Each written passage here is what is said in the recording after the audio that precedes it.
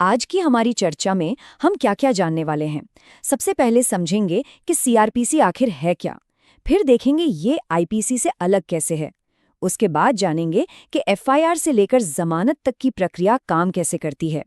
Police और जज की ताकत को भी समझेंगे और ये भी देखेंगे कि ये कानून हम सबके लिए क्यों जरूरी है।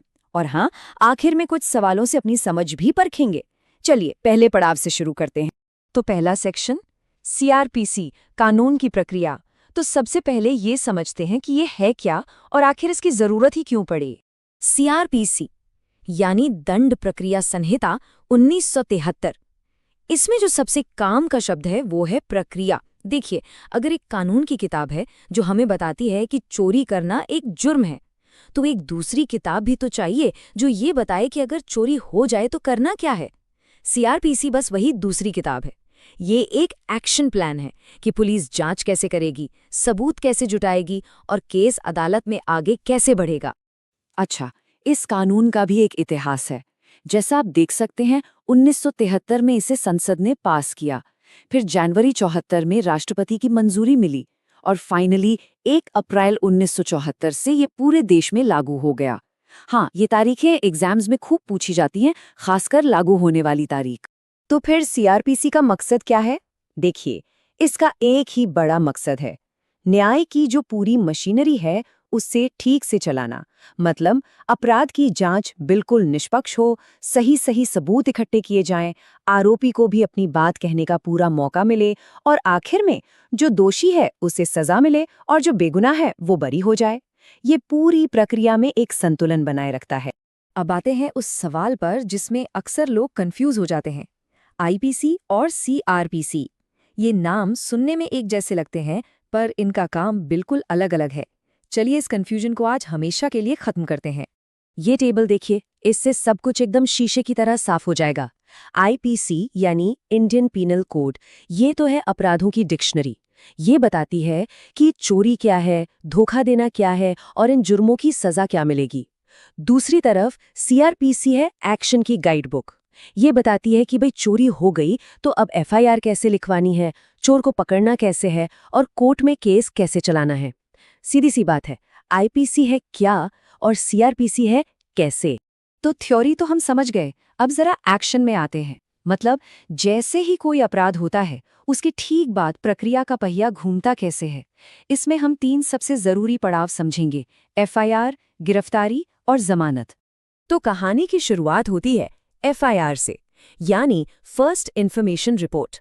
सीआरपीसी का सेक्शन 154 कहता है कि जब भी कोई संज्ञेय अपराध होता है, अब संज्ञेय मतलब कोई गंभीर अपराध जैसे चोरी, डकैती या मर्डर, तो इसके बारे में पुलिस को जो पहली खबर दी जाती है वही एफआईआर है।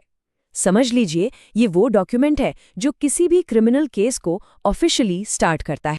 अच्छा, एफआईआर लिखवाने का तरीका भी बड़ा सीधा सा है। आप अपनी बात बोलकर बता सकते हैं या लिख कर भी दे सकते हैं।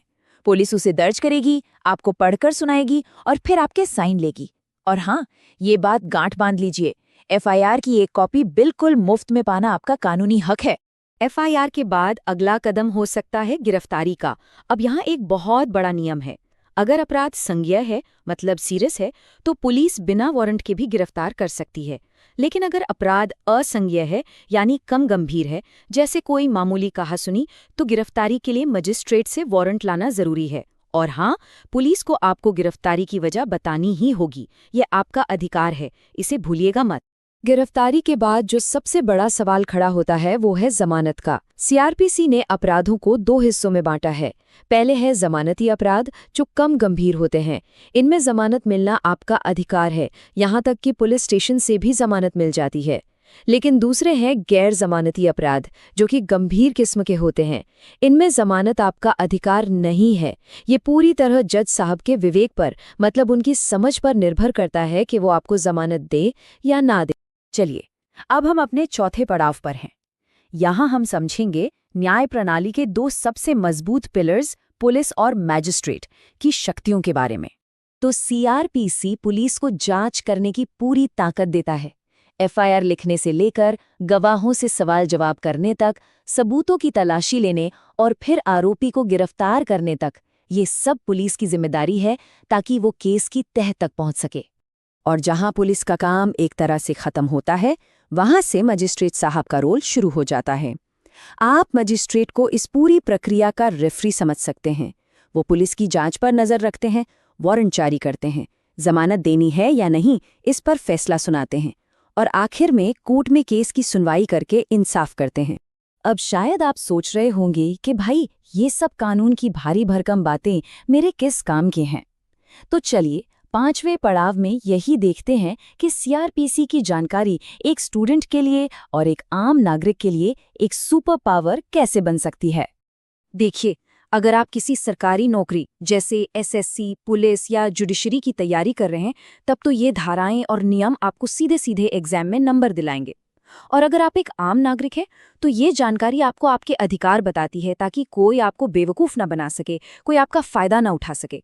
और पूरे समाज के तौर पर देखें तो सीआरपीसी ही वो ढांचा है जो कानून के राज को पक्का करता है, जहां सब बराबर हैं और सबको न्याय मिलने की उम्मीद है।